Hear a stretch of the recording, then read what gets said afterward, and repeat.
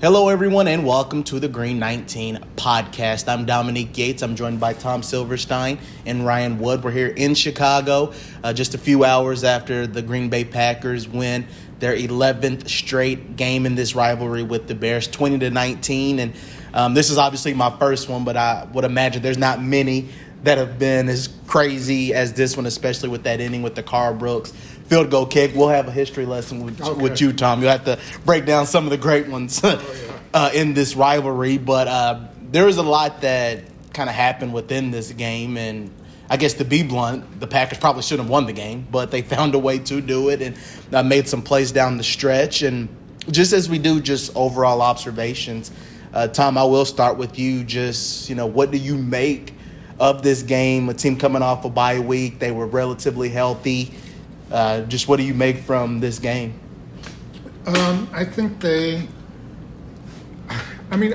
were outplayed. I think they were outcoached. I think they made a lot of bad decisions. In every sense of the competition, they should have lost. This is a game they should have lost. If it wasn't against the Bears, they would have lost.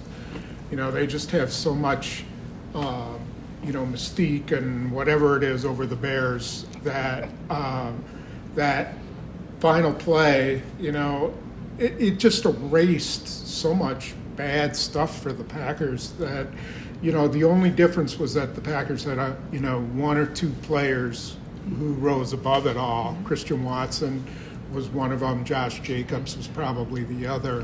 Who rose above everything and just made the difference in the game. But, yeah, they should have walked out a hero loser.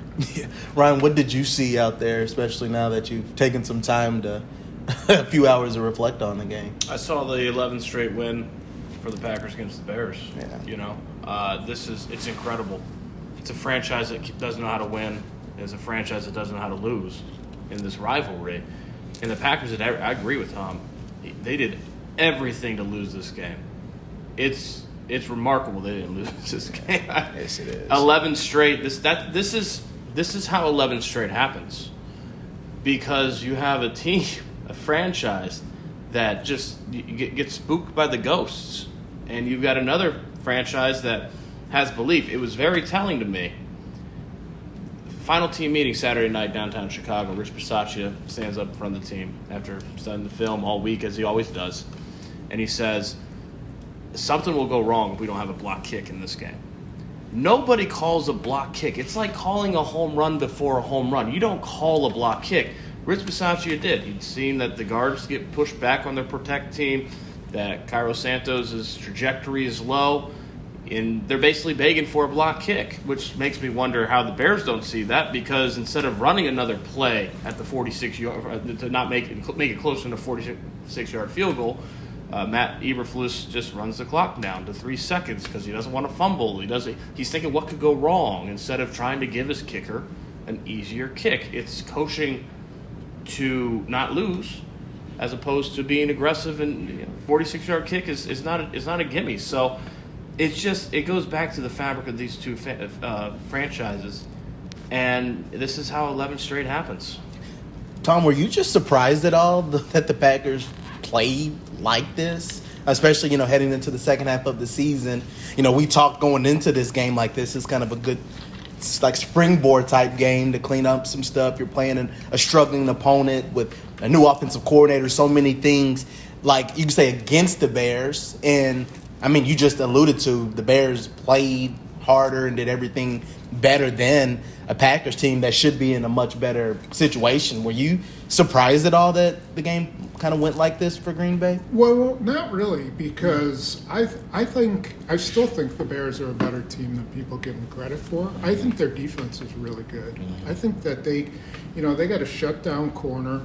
They got a pretty solid defensive line. They got two really good linebackers, three really. Their safeties aren't bad. I thought they, smacked the Packers around a little bit, and their offensive line came to play. Yeah. Their offensive line opened up a lot of holes. I just don't think Jeff Hafley ever found what exactly it was that they were doing with Caleb Williams, and it wasn't complicated. They just wanted Caleb Williams to get the ball out of his hands, let him use his talent, which he has a ton of, and then Caleb Williams, being the potential star that he is, killed him with his legs, found ways to get loose, and that's what really good players do. The Bears just don't have enough really, really great players. They're getting there, but I thought they did a really nice job, their offensive coordinator. I don't think it's sustainable. They're going to have to throw the ball down the field at some point. But for this day, it was good. The Packers really didn't have a bead on what they were going to do all day long offensively. What the word Kenny Clark used was surprised. The Bears surprised them with Caleb Williams' legs and incorporating that into the game plan. It's something that they hadn't shown under Shane Waldron, and then Thomas Brown comes in, and that was a very significant part of their game plan today. And you're right, Spoon, they had no answer for it. They were never able to adjust. At halftime, Caleb Williams had a career-high 60 rushing yards. They ended with 70. They held him in check for the most part as a passer, but they had no answer for the legs, and they were surprised. Kenny Clark said that they hadn't really prepared for that. So, and then once you they knew that they were coming into this game with unscouted looks, and once that happens, it can be difficult to adjust to something you didn't spend the whole week practicing. There was nothing on film to indicate that was the last few weeks. Caleb Williams had shown that he's trying to settle in as a passing quarterback, settle into the pocket, show that he can win with his arm, and it was very different today. So maybe the Bears unlock something there.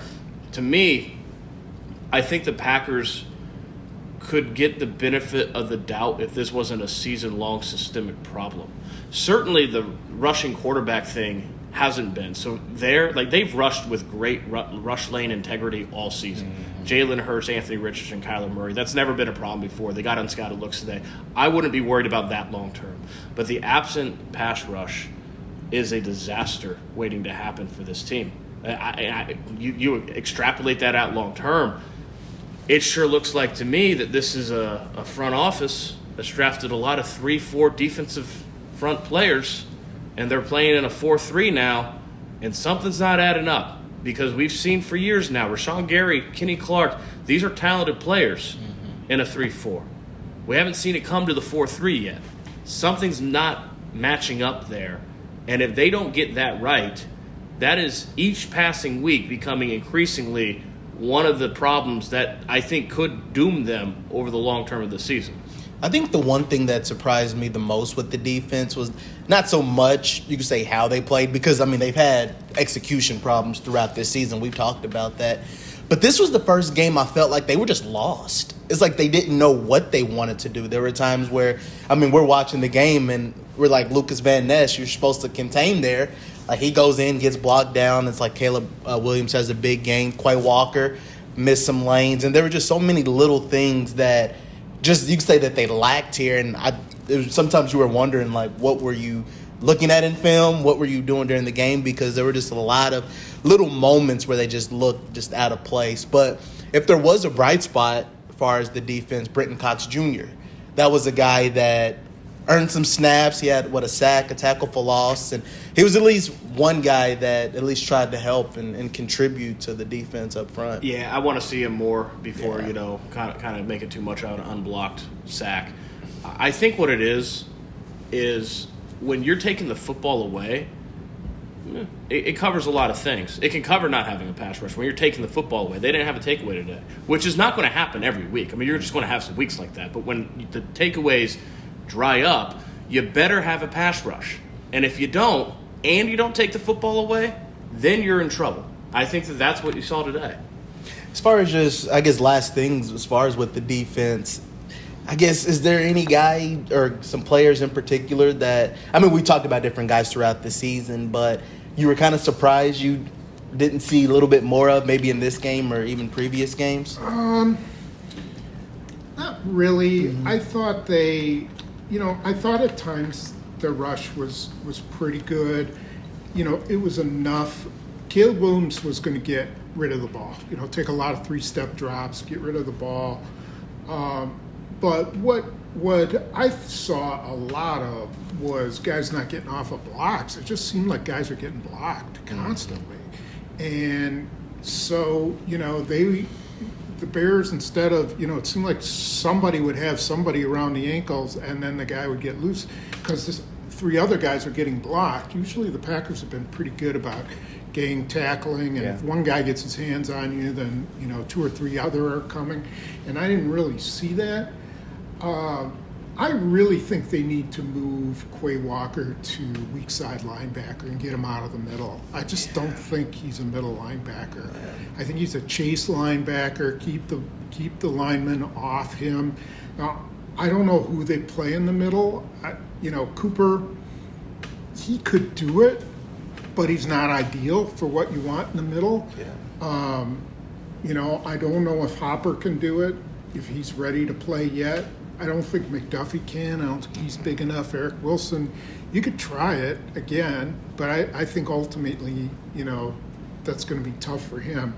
But I just don't think it's working with Quay Walker in the middle. The lanes he's taking, the angles, they just don't seem right. Yeah. Is there much that you do like, or you feel like you do like from this 4-3 defense right now? What you just said. They don't really have an answer for a Mike linebacker in a 4-3. The defensive line hasn't really adjusted. Jeff Hafley, I want to make this very clear. I think Jeff Hafley has gotten this defense to mostly play very well this season. It is a vast improvement from Joe Barry anything, right? It's not even close. So this is not a knock on Jeff Hafley. I think he's done a heck of a job as defense coordinator. But this 4-3 scheme, I'm not seeing it. Well, it would really help if Jair Alexander would be healthy, because it's hard. I could tell Hafley wanted to blitz. He wanted to start bringing some guys, but then he's leaving Carrington Valentine and Keyshawn Nixon in one-on-one coverage, and you saw what happened on that drive. They started to put pressure on Williams, started to bring some guys, and he's just hitting DJ Moore and Odunze, and killing those guys. And that was, I'm not tooting my own horn, but when they, at that trade deadline, I really thought they needed another corner because Jair Alexander's just not going to be healthy. You just can't count on him to be healthy. And they need him. I mean, if you're blitz and you got him covering DJ Moore, you feel a lot better than you do if Carrington Valentine is. So there's certain things that are missing that just aren't right, and they have to work them through. I still think they have the talent to be a good defense. I still think their play style is good. I still think the scheme is good, but they kind of got to figure out. I don't know if they still have to figure out where guys need to play or what, because it's just not. They're just missing. Yeah, sure. It's like it takes all 11 guys. It's like, okay, Xavier McKinney's in a good spot here. This guy's a good, but when you have those empty holes, it just really shows up, and you saw it a lot even in this game. And as we move along and talk a little bit about the offense, as far as Spoon alluded to the bright spots, and we can kind of take it from there, starting with number one, Christian Watson, a career day, 150 receiving yards, 4 targets, just made some big plays, and I think out of 2 of his catches, they turned into Green Bay scores, especially the one in the fourth quarter, the 60-yard gain that he had and set up the Jordan Love QB sneak. How big was it, Ryan, to see a guy like Christian Watson who hasn't always got the targets that he wanted throughout this season, and he even admitted in the locker room he had some frustrations, but to kind of have a moment, even call it maybe a coming out party just in this game, just, by far his best performance of the season. Just, what do you make of Watson's day? He seems to have these type of coming out parties this time of year.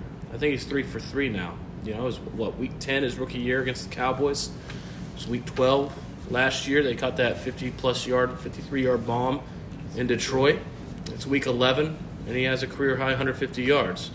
There's something about Christian Watson, and this is good news for the Packers now, because the first half of the season, really for the 3rd straight year, has not gone the way that Christian Watson has wanted. But there's something about Christian Watson, when it gets mid-November, on forward to the second half, He just makes plays late in the year, and that's a great thing for this Packers offense because what you saw today is that this is why they've always just insisted that Christian Watson, through injuries, through inconsistent play, that he is a guy they have to stick with because there's nobody that breaks a game open like him. Even Jaden Reed, and he's close, but nobody in this offense quite breaks a game open like Christian Watson, and we've seen it over and over again. So I don't know what it is. I don't know what he changes in mid-November, but mid-November comes, and he's just a different player. I do want to add, though, I want to add Jordan Love to bright spots. I thought Jordan Love had his best game today of the season.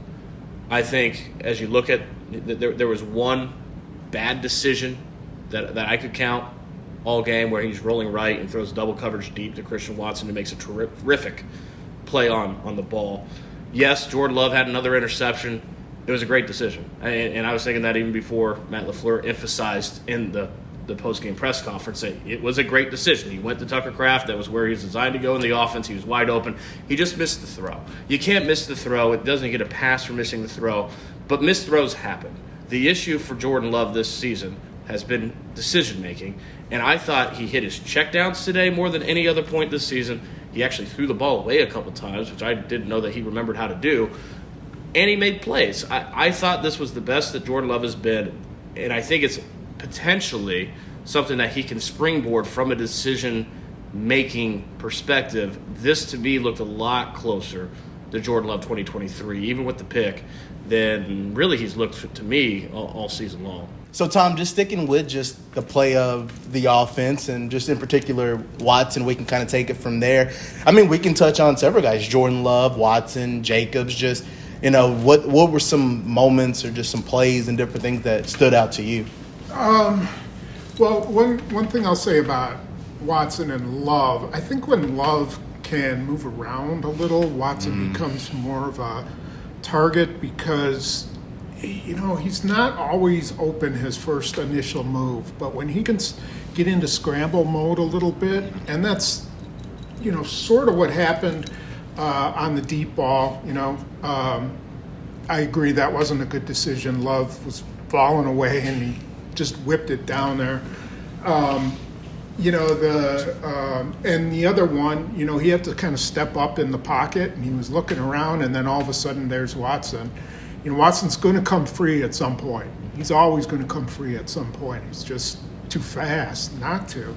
So I think that was one thing. I think what probably was most encouraging for the Packers was that Love could run again. He looked like he could get out of the pocket, looked like he could throw on the run, looked like he could run for the pylon. He's able to do that. And now he's got to build off of that. I think that's a big part of his game, and I think that's been missing. I don't know how he missed Kraft on that. I will never know. I asked him, did he get hit in the legs, or could he not finish a step? No, he just sailed it. Well, he can't do that. He just can't do that. I thought the offensive line was pretty good, especially in the run game. I mean, on Josh Jacobs' 8-yard or 7-yard touchdown, yards, Chicago had everybody plus south end zone in the box down there, and they ran it right up the middle and had a huge hole. So they did pretty good. They had the mess up on the 2-point conversion. Rasheed Walker screwed up his block. I thought, that was bad. I just didn't see, well, like LaFleur said, first of all, they didn't have enough possessions. But after that first drive, they have to find ways to kind of marry their run and pass. It's just not there. So they run it really well for a little while, and then they should be doing some play action off that, hurting teams. They did a little bit, but I don't see real continuity off that. And I don't know if that's a factor of Love not quite being himself these past couple of weeks, and they're still getting the chemistry. But we didn't see Wicks. We didn't see Romeo Doubs. We didn't really see Reed. The Bears took Reed out. That was their game plan. They must have really worked to take Reed out. Yeah. And so that's not good. They got to be able. Kraft wasn't a factor. No. Kraft wasn't part of the game either. So their pass game was not very good. Although Love made some nice throws and some nice runs. Yeah, there were a few moments, like you said, outside of that first drive. It was just the way you would script it. 8 plays, 70 yards, you get a touchdown, 4 minutes off the clock, everything you need. But then after that, it's like, okay, you got to balance. There was one stretch where Josh Jacobs had 13, 14 carries. Love had 13, 14 passes. And things were clicking. But the one play that still I just would never understand, the 2nd and 1 from the 5. You get a penalty. And then you run side to side move with Jaden Reed, loss of 5. You pass on 2nd and 1 and you get a penalty. Yeah. So it moves you back 5, and then you run the Jaden Reed play. Yeah. I mean, 2nd and 1, run Jacobs right up the middle. And LaFleur said it was dumb. He should have gone downhill with Jacobs there. Yeah. But that's the kind of stuff where, in a game like this, maybe it seems like I can take chances and because it's the Bears and no, you gotta be more consistent on these things. I was really close to saying, I told you so, because Pod, not that anyone disagreed, just I was right because, I'm next to Spoon and I need every victory I can get because Spoon's always right. Okay. I was really close to being able to celebrate a victory here because I said last week, Josh Jacobs is the answer in the red zone. And then 1st and goal from the 8, he gets 3 yards on 2 carries, and it's but I want to stick to it. Yeah. Josh Jacobs is the answer in the red zone. They have to stick with him. The touchdown, the 7-yard touchdown, even the failed 2-point conversion, I get it. It didn't go perfect, but I still believe that's the answer for this red zone offense is riding Josh Jacobs inside the 20. Too many times this season, he carries him to the 20, and then we don't see him finish the drive. Mm-hmm. We saw it again today. But the Packers, they got something going. When they did, it was Josh Jacobs in the red zone. That's got to get better. You look down the checklist, red zone offense, still a problem. Packers pass rush, still a problem. Penalties were much better today. Yeah, I think they had 3, didn't they? They had really the low? neutral zone infraction on Lucas Van Ness. They had the ineligible downfield with on Elton Jenkins. Jenkins. Mm-hmm. They had a terrible penalty on unnecessary roughness. That was the opposite of unnecessary roughness. It was almost unnecessary checkup from Xavier McKinney on Caleb Williams that I just couldn't believe was called. I thought it was a terrible message to send to the league that you have a guy here who's got a free shot on a quarterback out of bounds if he wants to take it, which is what the league doesn't want to do. He very intentionally, very clearly checks up. He touches him, but he doesn't push at all. He doesn't level him like he could, and he gets penalized for that. Literally, if you're going to get the 15 yards, knock the snot out of the quarterback anyway. What's the point? I think it was a makeup for the play one before. That, yep. Where they knocked him out about, I think it was DJ Moore. Yeah. And I think Cooper might have slung him. Yeah, and that should have been a penalty. And then they come back and make it up over on the punt down there and call one against the Bears. And then you had Josh Jacobs, who was out of bounds when Elijah Hicks hit him. Yeah. And that wasn't called. I don't care. There was another one. Zach Tom hit the guy who made the interception. Terrell Smith.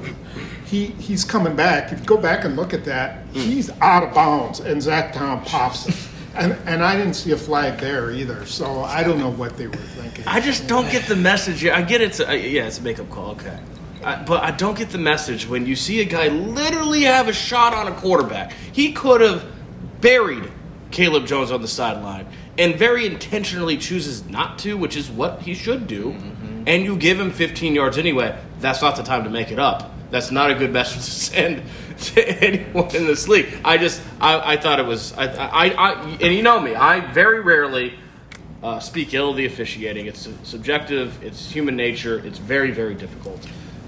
That I could understand. Another thing I want to say about the offense. So a lot of people on the blog were talking about the 4th and 6 and whether he should kick a field goal. And I sort of felt he should, and I understand his reasoning. He didn't know if they were going to get the ball back, and Chicago might just kick a field goal.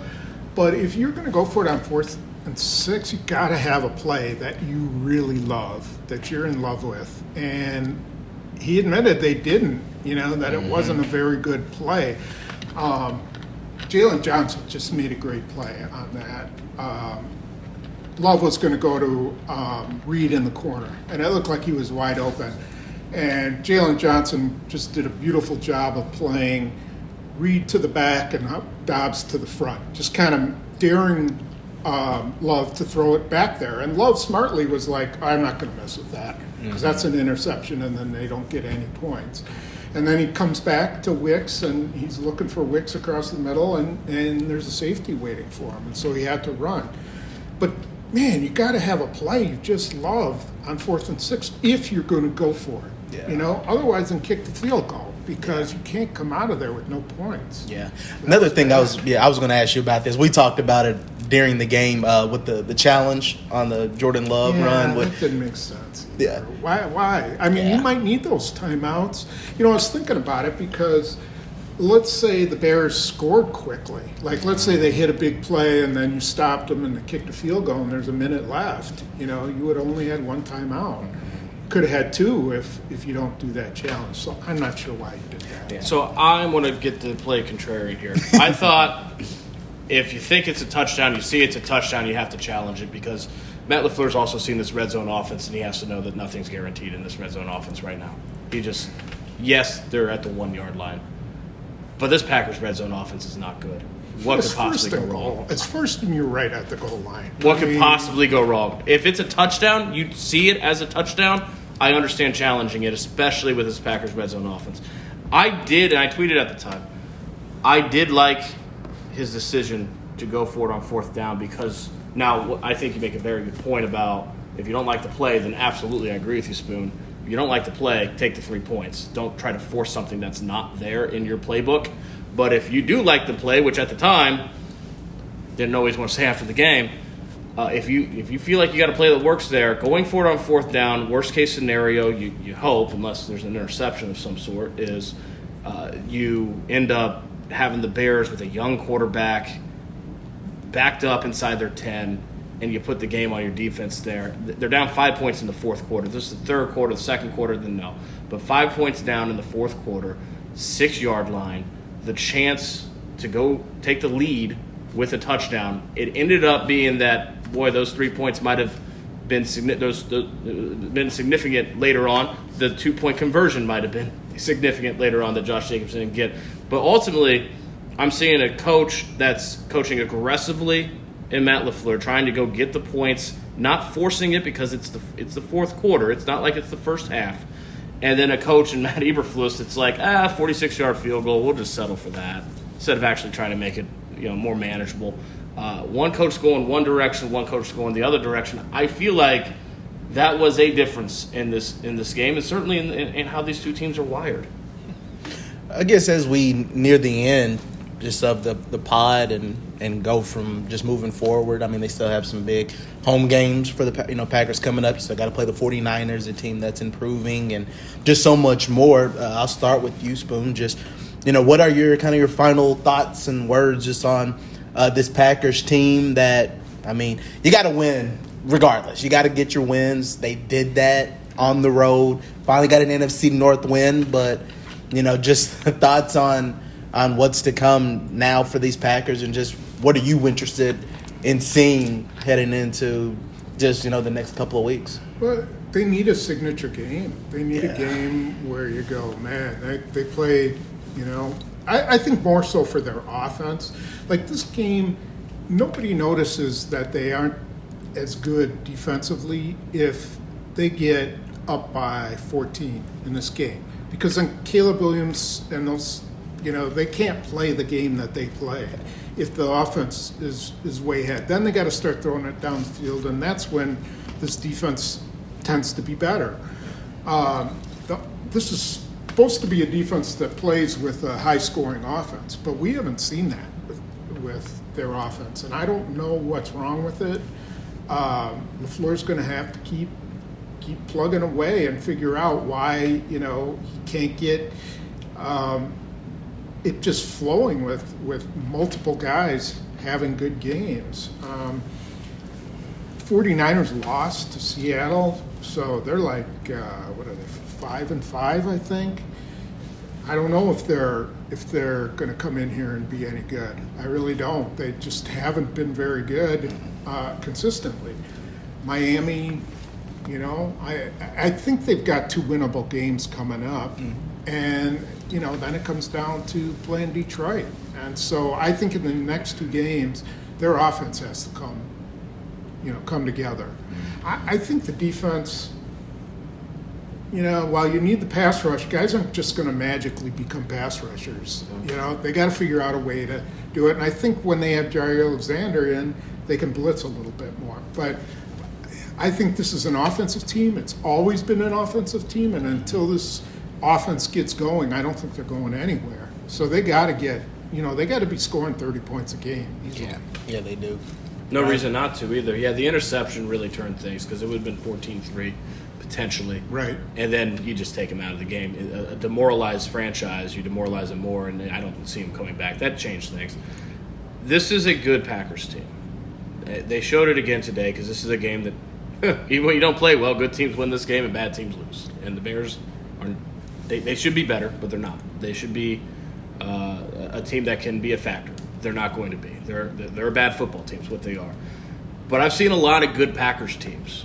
And something that almost always invariably ends up happening midway through a season with a good Packers team is that certain areas kind of start to emerge as where this season will hinge on.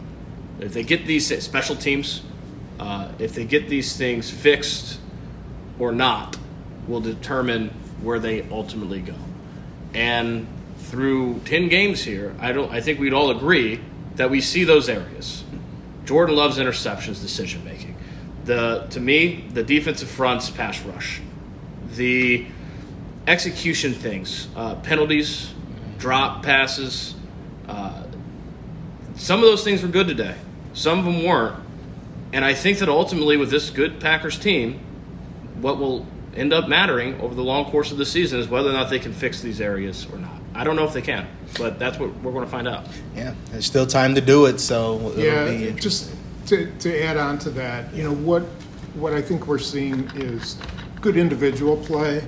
You see a game where Christian Watson has 150 yards. You have a game where Jaden Reed has a great game. You have a game where Josh Jacobs. Well, where's the game where, all of them have really good games where they're rolling up 500 yards or situational. Situational, third down, red zone, those things. Right, where they got a defense on its heels. Yeah. We just haven't seen that. They're winning games because they have a lot of talent, and one person on that talent, 1 or 2 or 3 people, is being enough to win these games. But it's not going to be ultimately, and so they got to figure out how to win as a team. It's true. It'll be interesting to see, especially at this point in the season. Our teams try to catch their stride, and obviously the Packers haven't reached their peak at all. So we'll see what this second half looks like. So my final word is the deep dish pizza in Chicago was incredible. It really was. You sold me on that because I don't like tomatoes. Yeah, but it was really good. This guy he threw down on his pizza just like I did throw down. It was good. So I'm glad I was able to convince him.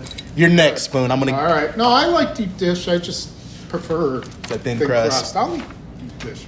I respect. Then I have to skip like 5 meals after that. We'll go on a bike ride or something after eating. I was pleasantly surprised. I was back to the Green Bay. I was almost like the 5-year-old that's like trying to figure out a way to not eat the food in front of me. Coming in. I was sending Dominique on the train into downtown. I was sending him like, what about this place? What about this place? Look at this menu. It's like, no, we're doing deep dish. I'm like, all right, twist my arm. I get there, I'm like, oh. This is good. As the 5-year-old always finds out, I got kids. Kids, dad's always right? I'm not going to call you my daddy, Dominique, but you're right. Oh, right. There's nothing else to say on this. Thank you all so much for checking out the Green 19 podcast. We'll be back later on in the week to talk more about the Packers and what's to come through these next home games on the schedule. So for Ryan Wood, Tom Silverstein, I'm Dominique Yates.